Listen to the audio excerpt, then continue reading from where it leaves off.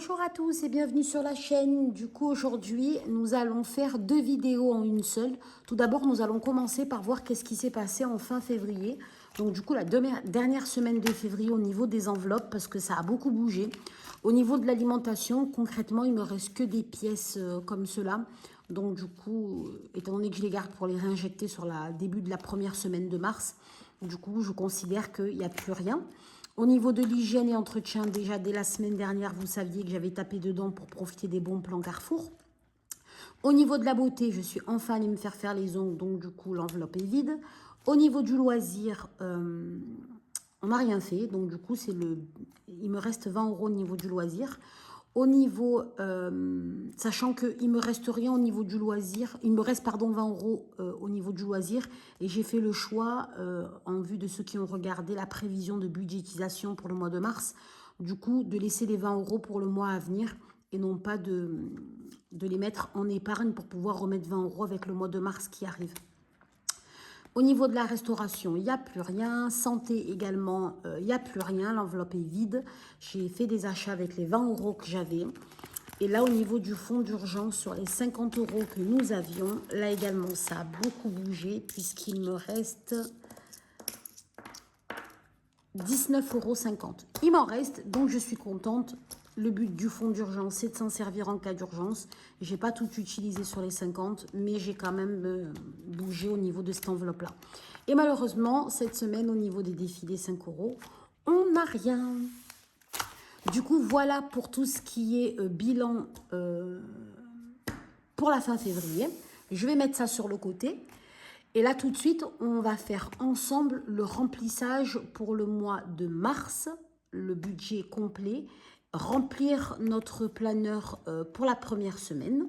Mais avant de faire ça, je voudrais juste revenir du coup sur ce qui s'est passé au niveau de mes finances. Donc déjà, vous voyez que j'ai refait le budget que nous avions fait ensemble, mais sur les feuilles que j'avais refaites. Donc du coup, concrètement, si vous vous souvenez, mon mari avait 1300 € de salaire. Il s'avère qu'à ma grande surprise, il a gagné bien plus. Comme je vous avais dit, hein, généralement, je sous-estime mon bilan prévisionnel pour pouvoir après être contente lorsque j'ai le budget. Parce que c'est vrai que c'est toujours approximatif avec mon mari, sachant qu'il il y a des heures de nuit, il est payé à 2 mois d'intervalle entre le mois qu'il a fait et les sommes. Concrètement, là, on est au mois de fin février. Il a été payé, si je dis pas des bêtises, du coup, pour décembre, janvier, février, voilà. C'est toutes les heures qui se sont passées en décembre. Il y a son salaire de base, mais tout le surplus, en fait, de son salaire du SMIG, c'est tout ce qui s'est passé, en fait, au mois de décembre. Donc, du coup, vous voyez, c'est compliqué, en fait, de toujours se faire une idée. Donc, généralement, je pars sur l'équivalent d'un SMIG pour pouvoir ensuite ajouter, mais ça je vous l'avais expliqué dans la précédente vidéo. Moi mon salaire pour l'instant il est toujours à 3000 €, sachant que à nouveau ça je ferai vraiment mon bilan du coup demain. En fin de mois vraiment je saurai concrètement combien je facture. Donc pour l'instant j'ai gardé un prévisionnel de 3000 €. Toujours les 33,40 € de split, mais par contre une abonnée m'a fait la remarque que j'avais oublié la fois précédente la CAF, et effectivement c'est vrai. Donc du coup j'ai oublié les 66,04 € que je perçois de la CAF, ce qui fait un total de revenus de 4700 € 7,44 centimes. Donc voilà, après ça n'a pas changé au niveau des dépenses fixes. La seule chose qui a bougé, c'est que l'effet bancaire, j'ai remarqué en allant voir un peu dans mon compte que les frais bancaires, en fait, ne bougeaient pas. Étant donné que c'est vrai que découvert, du coup, il n'y en a plus. Donc, on ne me prend pas trop de surplus au niveau de mes frais bancaires. Donc, ils sont toujours à 6,45 €. Donc, j'ai fait le choix de le basculer en frais fixes, vu que c'est des soins qui reviennent de manière récurrente. Le montant est identique. Donc, du coup, je les ai mis en frais fixes. Et donc, le total de tout ça, maintenant, s'élève à 3011,94 €. En ce qui concerne les dépenses variables, là, ça n'a pas bougé. Il y a toujours l'électricité, la cantine, le téléphone, mon téléphone, le téléphone de mon mari, de mon fils et de ma fille. La seule chose qui a vraiment bougé, à ma grande surprise, c'est que, si vous vous souvenez, dans la précédente vidéo, j'avais un abonnement à 15 € par mois. En fait, je me suis complètement trompée parce qu'à l'époque, en fait, j'ai changé d'abonnement. J'étais chez Red et j'ai basculé à SFR qui me proposait donc 5 € l'abonnement, étant donné que j'avais 3 abonnements entre mon fils, ma fille et moi. Donc, du coup, je bénéficiais d'un abonnement à 5 €. Et il y avait une offre promotionnelle, en fait, si on prenait un téléphone, bon, je ne pourrais plus trop vous dire c'était quoi l'offre, du coup, qui me donnait 60 € en remboursement. Et étant donné que ma facture s'élève qu'à 5 €, donc là, 5 € divisé par les 60 € que j'ai en surplus, en fait, pendant quelques mois, mon téléphone, en fait, va être à 0 €. Donc, du coup, je suis contente parce que les 15 € que j'avais budgétisés, ben, finalement, je les récupère dans mes enveloppes que vous verrez derrière. Ce qui me fait un total en variable à 334 €. Voilà. Pour un total, là, du coup, je l'ai rajouté, un total général à 3 346,42 €.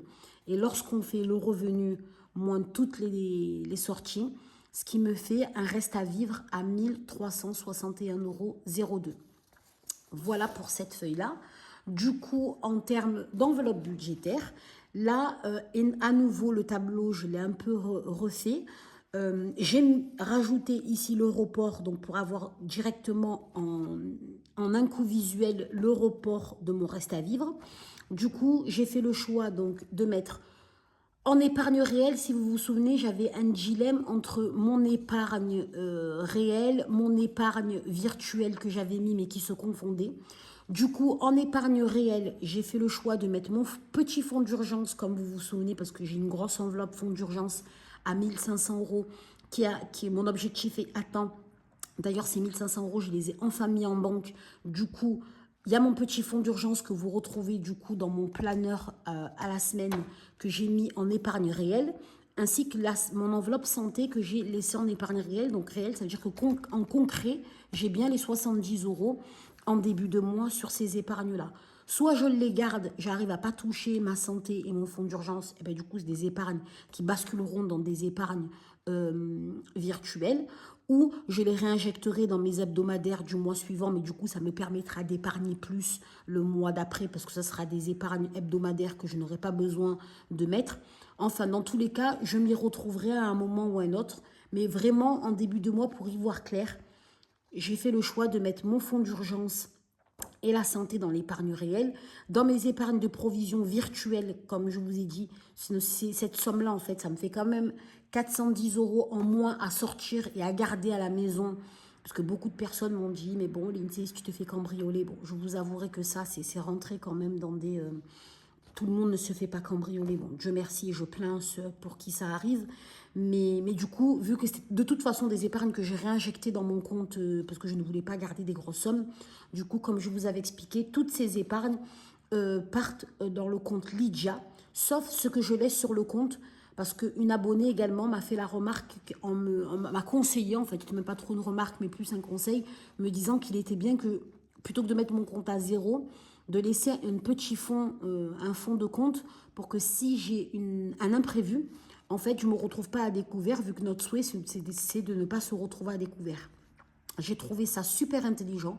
Ben, du coup, qu'à cela ne tienne, quand j'ai refait mon budget avec le surplus d'argent que j'avais, ben, du coup, j'ai fait le choix de laisser 31,02 €. En plus, ce qui me permet du coup d'avoir concrètement en visuel sur ma fiche vraiment un total à zéro, ce qui est le but, hein, de se rapprocher au maximum d'un total à zéro, ce qui fait que les entrées, moins toutes les sorties et les épargnes font que on arrive à un budget zéro, non pas négatif, ce qui voudrait dire qu'on est à découvert, mais zéro, ce qui dit qu'on n'a pas touché au découvert, et à côté de ça, on n'a pas, voilà, on n'a pas dépensé plus que ce qu'on avait.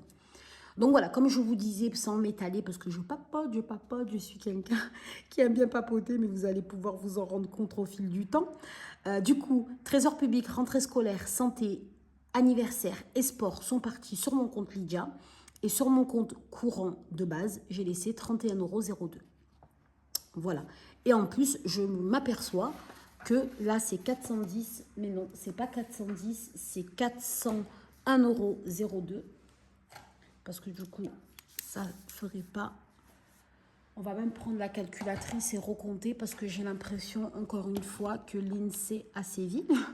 Donc 180 plus 50 plus 70 plus 30 plus 50 plus 31,02 €.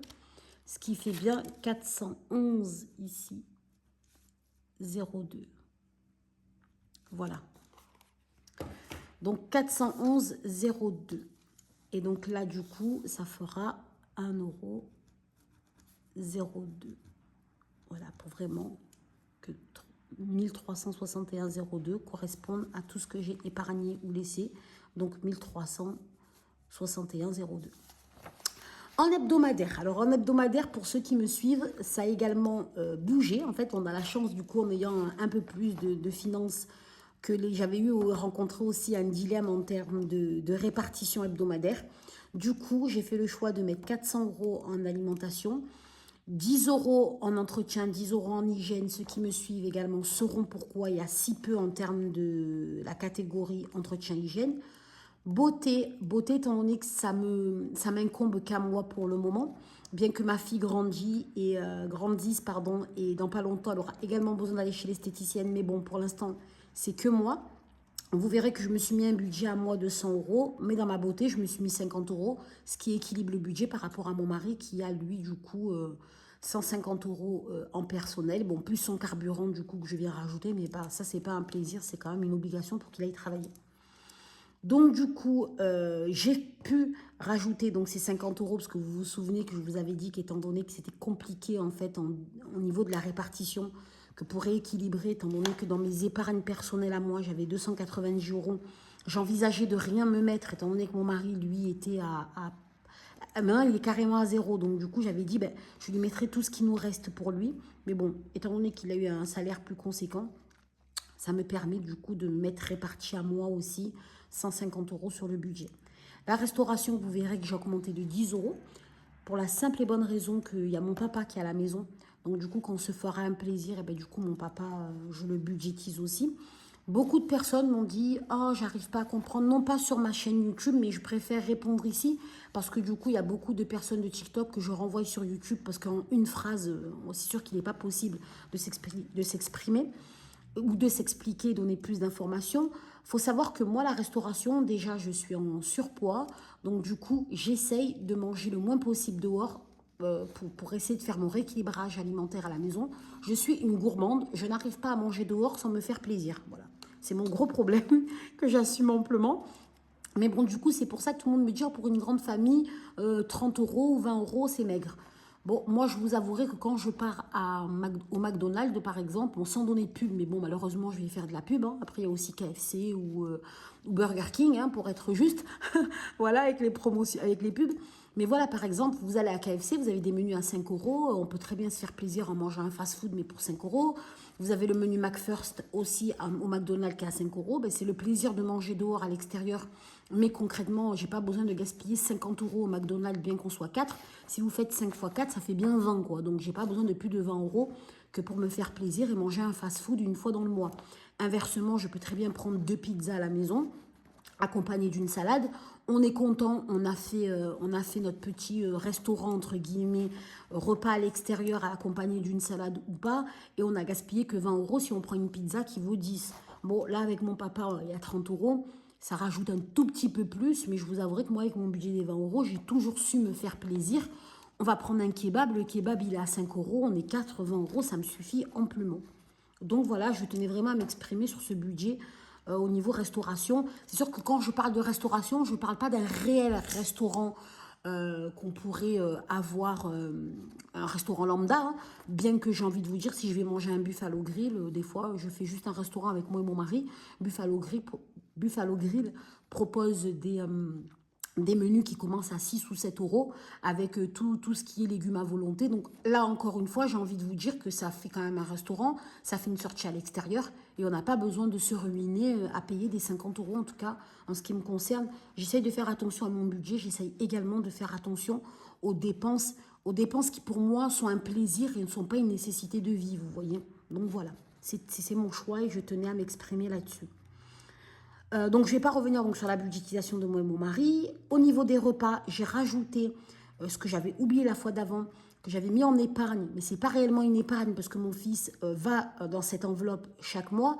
Je lui mets 60 € en fait à mon fils en explication pour qu'il puisse manger à l'extérieur durant tout le mois, étant donné qu'il est au lycée et la distance du lycée par rapport à notre domicile est lointaine. Donc, du coup, ça lui arrive souvent de manger à l'extérieur parce qu'il a une durée très limitée entre la coupure et la reprise. Donc du coup, je lui mets 60 €. Il faut savoir que pour lui, Je pense même que je vais la mettre en dépense peut-être même fixe plus tard. J'ai décidé d'office mettre 60 euros. Peu importe, comme vous verrez avec la cantine de ma fille que j'avais mis en variable parce que du coup, ça variait en fonction des repas et en fonction des congés scolaires. Mon fils, pour pas me faire des comptes d'apothicaire, je lui mets les 60 euros. À lui, en fait, de déjà apprendre à commencer à se raisonner et à épargner, en fait. S'il utilise ses 60 euros, ben, tant pis pour lui, il épargne pas. S'il fait attention à son alimentation, le surplus qui reste, je le mets dans son enveloppe en épargne. Parce que finalement, ma fille a 30 euros de cantine et lui a 60 euros d'alimentaire. Donc, j'estime que quand même, il pourrait, comme sa sœur, vu qu'ils vont à l'école, bon, il va un jour de plus et encore, c'est un mercredi, lui, il va en plus par rapport à ma fille. Et donc, il n'a pas la nécessité de manger dehors. Il a 4 repas dans la semaine à 60 euros. À 60 euros, j'estime que quand même, il pourrait faire attention à ce qu'il mange ou même prendre des choses directement, un sandwich à la maison et pouvoir manger dehors. Bon, ça, c'est une façon un peu de l'intégrer dans le monde des adultes et qu'il apprenne un peu à gérer son budget déjà à 16 ans. Je pense qu'il en est capable. J'ai ajouté aussi les 50 euros de mon mari, étant donné qu'en plus je me suis faite les enveloppes, donc la fois d'avant j'avais oublié, mais voilà. Et l'enveloppe animaux pour le chien et les lapins de ma fille, effectivement aussi j'avais oublié, étant donné que j'avais reçu l'enveloppe, de le mettre dans mes enveloppes hebdomadaires. Ce qui nous fait un total de 880 euros. C'est les 880 euros que vous trouverez là en liquidité. Et du coup que je vais répartir avec vous tout de suite. Voilà. Hop. Alors, là, également, vous verrez que j'ai une enveloppe épargne. Cette enveloppe épargne va me permettre, en fait, de mettre tout le surplus au niveau alimentaire qui me restera, sauf les pièces. Hein. Les pièces, on ira d'office les mettre dans le petit cochon en fin de semaine. Mais tout ce qui est billets, maintenant, j'ai fait le choix de les mettre là en épargne. Et en fin de mois, ben, on s'amusera à calculer combien on a épargné, en plus des épargnes qu'on avait déjà mis en début de mois. Alors, en termes d'alimentation, on a dit que du coup, le budget pour ce mois-ci était de 400 euros. 200, 300, 400. Du coup, hop, on va tout de suite les mettre dans la première semaine. Alors, une abonnée m'a également demandé à ce que je vous montre mes carnets.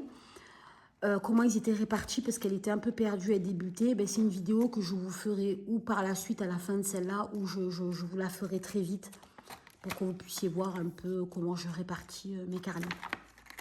Alors au niveau de l'hygiène, on a dit cette semaine c'est 10 euros. Au niveau de l'entretien, d'ailleurs je crois même que là je vais les laisser, je ne vais pas les mettre ces sommes-là dans mon planeur hebdomadaire, mais je vais les laisser dans mon planeur mensuel parce que je ne pense pas en avoir besoin. Au niveau du repas, donc ça c'est l'enveloppe de mon fils. Je ne lui ai pas encore fait son tracker, mais ça ne saurait tarder. Je suis sur le projet de nouveau tracker. Hop, donc pour lui, il y a ses 60 euros. Au niveau du carburant, on a dit que pour mon mari, ça serait 50 euros. Au niveau de la restauration, on a dit que c'était 30 euros. Au niveau du loisir, du coup, je mets rien dans cette enveloppe-là parce qu'il me reste les 20 euros du mois dernier, donc que j'ai gardé dans mon planeur. Au niveau de la beauté, on a dit que cette semaine, ça serait, ce mois-ci, pardon, ça serait 50 euros. Au niveau donc du coup de la santé, on a dit que ce mois-ci que ça serait 20 euros. Mais je vais voir si je les ai retirés ou si j'ai pas fait une petite erreur. Au niveau animaux, on a dit 20 euros. Au niveau extra, recevoir, ce mois-ci, j'en mets pas parce que je peux pas en mettre. Donc là, on est bien. Au niveau de mon cher mari et de moi, donc moi, je vais me rajouter mes 100 euros. Je ferai après le calcul avec mon tracker. Hop, plutôt là. Mon fils, il n'y a pas ma fille, il n'y a pas mon mari. On a dit, lui, que c'était 100. 150 €. Donc, je pense qu'on est bien. Et effectivement, les 20 €, donc c'est bien ça. Hop. Les 20 €, ils vont bien dans, on a dit, ma pharmacie, ma santé. Donc, on est bon au niveau de la répartition des enveloppes. Donc, voilà pour la répartition. Maintenant, une fois qu'on a réparti au mois, ben, directement, on va faire la première semaine en alimentation. On va mettre les 100 € de la première semaine qui débutera ben, du coup demain. Hein. Ben, dis donc, les billets partent là aujourd'hui. J'ai froid chez moi. Je trouve que les températures ont un peu diminué. Et j'ai froid. J'ai les mains toutes fraîches.